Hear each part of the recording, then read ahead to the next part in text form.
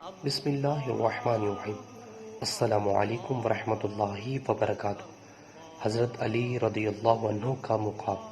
رسول اللہ صلی اللہ علیہ وسلم غزوہ تبوک کے لیے تشریف لے گئے تو حضرت علی رضی اللہ عنہ کو مدینہ میں اپنا نائب مقرر فرمایا۔ حضرت علی رضی اللہ عنہ نے عرض کیا کہ آپ صلی اللہ علیہ وسلم مجھے بچوں اور عورتوں میں چھوڑے جا رہے ہیں۔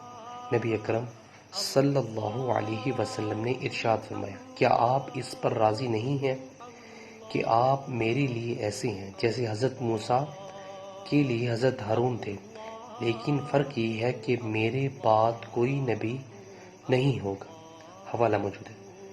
یعنی نبوت اور رسالت کے علاوہ حضرت علی رضی اللہ عنہ کی قدر و منزلت رسول اللہ صلی اللہ علیہ وسلم کے نزدیک ایسی ہی تھی جیسے کہ حضرت موسیٰ علیہ السلام کے نزدیک حضرت ہارون علیہ السلام کی قدر و منزلت تھی۔ ویورز ویڈیو کو آگے شیئر کریں۔ جزاک اللہ۔ السلام علیکم ورحمۃ اللہ وبرکاتہ۔